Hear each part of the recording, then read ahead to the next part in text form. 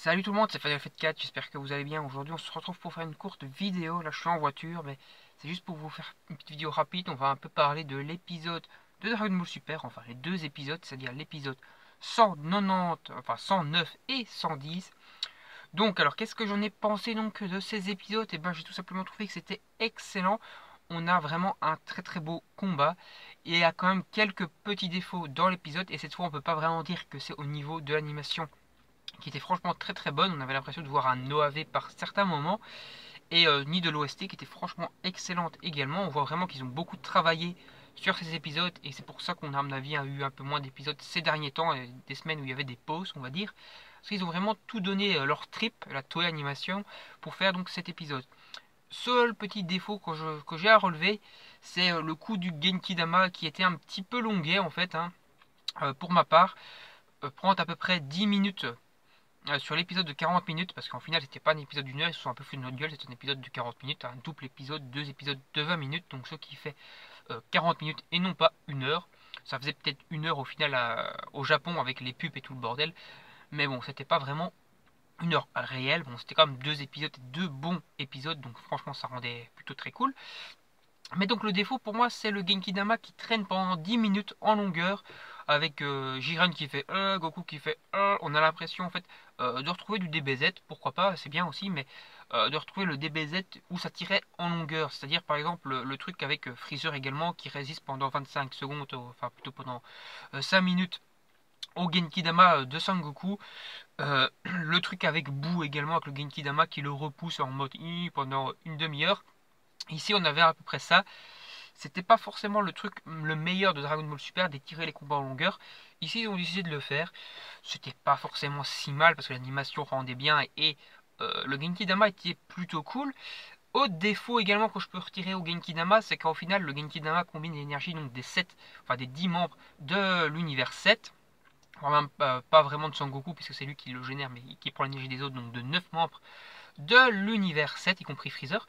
Mais au final, du coup, ce n'est pas un Genki Dama hyper puissant. Je pense que le Genki Dama aurait été beaucoup plus puissant si jamais ça aurait été tous les univers qui auraient filé leur énergie, parce que pour une grande menace, ou éventuellement pour vaincre Jiren qui était vraiment l'ennemi à abattre dans le tournoi. Ici, ça n'a pas été le cas, et donc au final, le Genki Dama n'était pas si overcheaté que ça, et c'est pour ça que Jiren y a résisté, et qu'au final, ils se sont à peu près auto-couillonné la tronche avec le Genki Dama, et c'est même plutôt Son Goku qui a le plus pris dans la gueule. Après, donc, il y a eu la nouvelle transformation de Goku dans cet épisode-ci qui était plutôt vraiment cool. D'après ce qu'on en comprend, c'est un petit peu un truc que fait Luffy, on va dire, vite fait, contre. Comment il s'appelle encore? Je crois que contre Ener, celui avec ses pouvoirs électriques. C'est-à-dire qu'en fait, il met son cerveau en off, hein, c'est-à-dire qu'en fait, il a complètement déconnecté, on va dire, de la réalité, et son corps agit tout seul. Un petit peu, donc, les réflexes, on va dire, sans réfléchir. Voilà, c'est un peu ça le principe de cette transformation, et ça lui permet de frapper comme un gros sourd sans prendre le risque, sans prendre la mesure de se faire mal lui-même, et donc il frappe beaucoup plus fort que si il aurait été conscient, parce qu'en étant conscient, ben, dans la logique même, tu ne frappes pas au point de te faire mal. Ici, il s'en bat les couilles, il frappe comme un gros bourrin, et c'est ce qui le rend beaucoup plus puissant et qui permet de rivaliser avec Jiren au corps à corps, et donc de faire d'ailleurs un très beau combat, très très bien animé, quoique un petit peu court ici en l'occurrence. Hein, oui, je râle parce que le Genki Dama dure trop longtemps, et a fortiori, je râle parce que les combats au corps à corps sont trop courts. Il aurait peut-être fallu trouver un équilibre un petit peu mieux, peut-être mettre 3 épisodes de Zeta Calbi, enfin transformer ces 2 épisodes en 3 épisodes, et qu'on a des combats physiques un petit peu plus importants, et des échanges éventuellement de rayons d'énergie, tout ça un petit peu plus important, plutôt qu'un Genki Dama qui tire en longueur et des combats un peu plus courts. En l'occurrence, on avait eu donc, comme je vous le dis, un bon épisode, on a un beau combat, on a un beau Jiren. Jiren qui est teasé depuis un bon moment sur sa puissance. Enfin, on le voit en action, on voit qu'il est bien cheaté. Et dans les épisodes à venir, on va voir donc Jiren combattre Hit. On remarque en gros que Jiren semble avoir l'avantage de nouveau assez largement. Mais je pense qu'en fait, que Jiren va être une espèce de boss par palier. C'est-à-dire Goku l'a bien affaibli. Après, donc Hit va encore un petit peu l'affaiblir, puis ça sera à mon avis le coup de Vegeta, voire peut-être de Freezer par la suite, qui va encore un tout petit peu l'affaiblir. Et à la fin, Sangoku va revenir en s'étant un peu remis de ses émotions et va le finir. Voilà, je pense que ça sera à peu près ça, ça sera un boss par palier. On va abaisser sa barre de vie, toc toc toc toc, jusqu'à ce que Goku l'achève définitivement et l'envoie au ring. D'ailleurs, à la fin de l'épisode, on a une scène plutôt cool où on voit Freezer remettre de l'énergie à Goku. Oui, je pense que Freezer remet de l'énergie à Goku et qu'il ne l'attaque pas par surprise en mode gros traite. Pourquoi je pense ça? Parce que j'ai vu beaucoup de théories là-dessus. Tout simplement parce qu'on voit Goku relativement en forme dans la preview de l'épisode 111. Et donc si Goku est en forme dans l'épisode 111, je vois pas comment ça se fait que Freezer l'aurait attaqué ici. Il devrait être KO, voire mort, plutôt que KO. Et donc il n'y a aucune logique que Freezer l'ait attaqué. Freezer lui a plutôt remis de l'énergie pour qu'il puisse continuer le tournoi. Et certains qui vont dire ouais mais c'est pas du tout logique de Freezer de remettre de l'énergie à Goku et compagnie. Tout simplement si, parce que Freezer lui ce qu'il veut c'est gagner le tournoi, avoir le vœu des Super Dragon Ball et devenir immortel. S'il peut avoir ceci grâce à l'univers 7, il sera le premier à tout faire pour que l'univers 7 l'emporte. Après prendre l'immortalité, voire ressusciter et être immortel, ou voir les deux, on verra. Et après éventuellement contre-attaquer et attaquer trahir l'univers 7 et l'attaquer tout simplement. Je pense que ça va être ça le délire. Freezer va tout faire pour gagner, réussir à avoir le vœu. Tout simplement, s'il est le dernier sur le ring, il aura droit au vœu. Donc si l'univers 7 gagne mais que Goku est trop crevé et qu'il ne reste plus que Goku et Freezer sur le ring, Freezer s'arrangera pour envoyer Goku hors ring facilement et prendre le vœu pour lui tout seul. Je pense en tout cas que c'est ça le plan de Freezer. Ben, on en verra plus par la suite.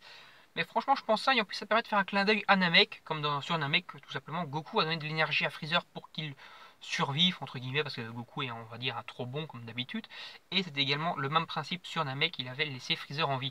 Et ici, ben, c'est un petit clin d'œil, on voit Freezer donner de l'énergie à Goku, à la place de Goku qui donnait de l'énergie à Freezer, c'est plutôt cool, c'est du fanservice, hein, comme habituellement, il y a beaucoup de fanservice dans Dragon Ball Super, hein.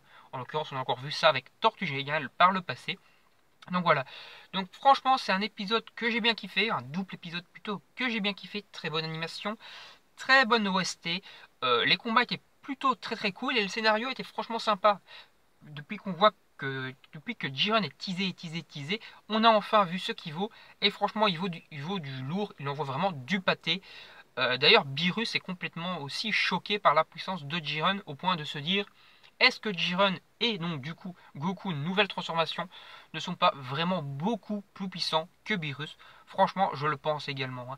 Moi je pensais déjà à peu près que Goku Kaioken x10, donc Blue Kaioken x10, commençait déjà à rivaliser à peu près avec Beerus, ou du moins lors du tournoi de Champa à le rattraper petit à petit. Et ici maintenant vraiment il commence à rivaliser je pense avec Beerus en étant déjà en forme Kaioken. Et avec cette transformation là, avec son aura blanche et tout, franchement je pense qu'il dépasse Beerus. Pour moi également, la transformation me fait un peu penser à du Gohan Ultime. Tout le monde le sait, Gohan Ultime est une transformation vraiment appréciée des fans. Et donc donner cette transformation, ou une espèce de variante de cette transformation à Goku, est franchement une idée très bonne. Comme c'est une transformation très bien. Et d'ailleurs, les fans qui apprécient Gohan en général grâce à euh, sa transformation ultime, voire à sa transformation Super Saiyan 2 contre celle. Mais c'est plutôt l'ultime maintenant qui ressort. Et donc si Goku peut avoir cette transformation ultime, on va commencer de nouveau encore à plus apprécier Goku que Gohan. Et donc les gens qui veulent un retour de Gohan et mettre Goku sur le côté vont peut-être revenir en arrière et toujours apprécier Goku, etc. Voilà. Pour les petits débats habituels sur Gohan Goku qui est le meilleur, etc. Moi franchement je vous le dis, je m'en fous. Moi j'aime bien tous les personnages de Dragon Ball, même Yamcha je l'apprécie, Tortue Géniale, Tenshin Han, même si Tenshin Han n'a pas eu un bon retour dans le tournoi malheureusement parce que c'est quand même un personnage assez sympa, surtout qu'on l'a vu faire des trucs plutôt cool dans la série par le passé. Et ici il est un petit peu mis sur le côté. Mais Yamcha lui est complètement même mis sur le côté. Tenshinhan on le voit encore un peu et on le voit parler et interagir depuis le tout début de Dragon Ball Super, alors que Yamcha voilà c'est un petit peu le petit pantin qu'on voit pas trop. Et d'ailleurs il faut également se faire la réflexion, dans Dragon Ball GT on ne voyait plus du tout Yamcha ni Tenshinhan à part à la fin faire un petit coucou quand c'était la toute fin l'ending de Dragon Ball GT. Ici ben on voit quand même, on les voit quand même, on les voit un peu participer. Yamcha pour le baseball, bon, voilà, mais on voit participer Tenshinhan au combat, on le voit vraiment interagir avec la Z-Team. Pareil pour Tortue Géniale qu'on voyait non plus rien foutre dans Dragon Ball GT, ici on le revoit combattre, etc. Donc franchement, pour ma part, Dragon Ball Super est largement supérieur à Dragon Ball GT, même si je vois encore des trucs contraires, comme quoi Dragon Ball GT est encore meilleur que Dragon Ball Super. et que ça n'était pas logique, pas normal. Dragon Ball GT c'est déjà pas terrible, on a encore fait pire, gna gna. Non, franchement, Dragon Ball Super est mieux que Dragon Ball GT. Il faut arrêter de dire des conneries aussi à certains moments.